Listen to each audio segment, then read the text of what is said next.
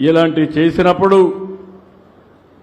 మనందరం కలిసి ఈరోజు డబ్బులు ఉన్నాయని కాదు, సమస్యలు లేవని కాదు, చాలా ఇబ్బందులు ఉన్నాయి. 5 సంవత్సరాల పరిపాలనలో 10 లక్షల కోట్ల రూపాయలు అప్పు చేశారు. ఇంకో పక్క వడ్డీ కట్టాలి, అప్పులు కట్టాలి. నేను చెప్పిన సూపర్ 6 నిలబెట్టుకోవాలి. ఎన్ని కష్టాలు వచ్చినా నేను చెప్పిన మాట నిలబెట్టుకుంటామని మరొకసారి మీ అందరికీ తెలియజేస్తున్నాను. నేను గాని ఈ మంత్రివర్గం గాని ఎన్డీఏ పార్ట్నర్స్ అయినటువంటి పవన్ కళ్యాణ్ గారు గాని అదే మరిగా బీజేపీ గాని మేము చెప్పిన మాట నిలబెట్టుకోవడానికి రాత్రింబగళ్ళు పనిచేస్తున్నాం. తప్పకుండా నిలబెట్టుకుని మీకు మెరుగైనటువంటి సేవలు అందించడానికి ముందుకు పోతామని చెప్పి కూడా నేను మీకు తెలియజేస్తున్నా. ఈరోజు ఇక్కడికి వచ్చినప్పుడు నేనే మిడ్ డే మీల్ స్కీమ్ కూడా తీసుకొచ్చాను.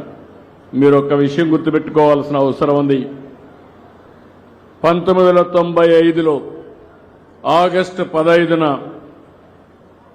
ఏదైతే మిడ్ డే మీల్ స్టార్ట్ చేసి రేషన్ ఆ రోజు రా రేషన్ కింద ఇచ్చాం. ఆ తర్వాత 2001లో మధ్యాహ్న భోజనాన్ని ప్రారంభించాం.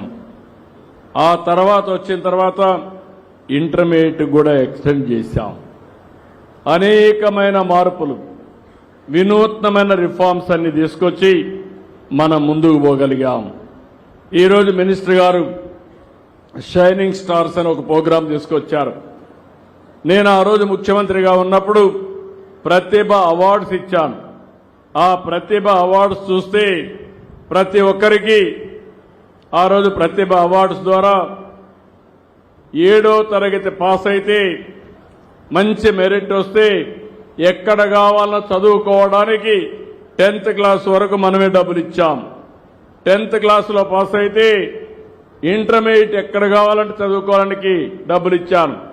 ఇంటర్మీడియట్లో పాస్ అయితే ప్రపంచంలో నచ్చిన ప్లేస్లో చదువుకునే విధంగా ఆ రోజు ప్రతిభా అవార్డ్స్ ఇచ్చాం. దానివల్ల చాలా మంది చదువుకున్నారు. ఈరోజు మళ్లీ ఆలోచిస్తున్నాను. రేపు రాబోయే రోజులు మినిస్టర్ గారికి డిపార్ట్మెంట్కి చెప్తున్నాను. ఆ రోజు ఈ స్కీమ్ వల్ల పిల్లల్లో ఆత్మవిశ్వాసం పెరిగింది. నా తల్లి తండ్రి వల్లనే కాదు, డబ్బులు అవసరం లేదు, ప్రభుత్వమే అండగా ఉంటుంది, నేను కష్టపడతానని చదువుకున్న వాళ్ళు ఈరోజు ప్రపంచం మొత్తం రాణిస్తున్నారు. మంచి కంపెనీలు పెట్టారు, ఉద్యోగాలు చేస్తున్నారు. ఐటీ గాని ఐఏఎస్ అన్ని రాణించే పరిస్థితికి వచ్చారు. ఈ షైనింగ్ స్టార్స్ అందరికీ అలాంటి స్కీమ్ తీసుకొచ్చి నచ్చిన కాలేజీల్లో చదువుకునే స్వేచ్ఛ మా పిల్లలకి ఇచ్చే విధంగా డిపార్ట్మెంట్ యాక్షన్ ప్లాన్ తీసుకోవాల్సిందిగా నేను కోరుతున్నా. ఈరోజు చాగంటి కోటేశ్వరరావుని పెట్టాం, అడ్వైజర్గా పెట్టాం. ఈరోజు ఓల్డ్ స్టూడెంట్స్ ఉన్నారు, బాగా చదువుకొని సమర్థవంతంగా ముందుకు పోయే వాళ్ళు ఉన్నారు. వాళ్ళందరికీ ఒకటే విజ్ఞప్తి చేస్తున్నా, ఇక్కడ టీచర్స్ కూడా మీరు గుర్తుపెట్టుకోండి, వాళ్ళని కూడా ఇన్వాల్వ్ చేయండి. ఈ స్కూల్ ఉంది, అప్పుడప్పుడు పిలిపించండి, వారి దగ్గర కూడా పిల్లలకి టీచ్ చేయించండి, వాళ్ళ బెస్ట్ ప్రాక్టీస్ చెప్పమనండి. వాళ్ళ జీవితంలో ఏ విధంగా బాగొచ్చారో అవి కూడా చెప్పగలిగితే పిల్లల్లో స్ఫూర్తి వస్తుంది.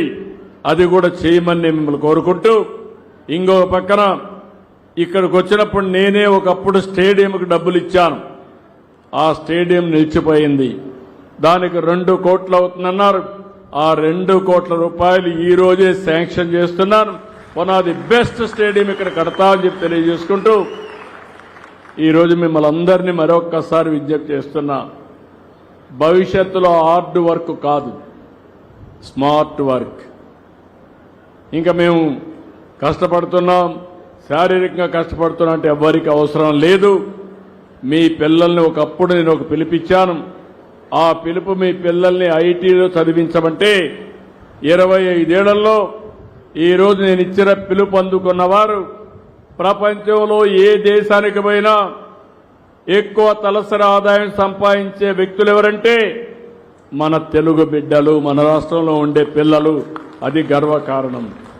ఇప్పుడు నేను పిలిపించేది మీరు మీ పిల్లల మీద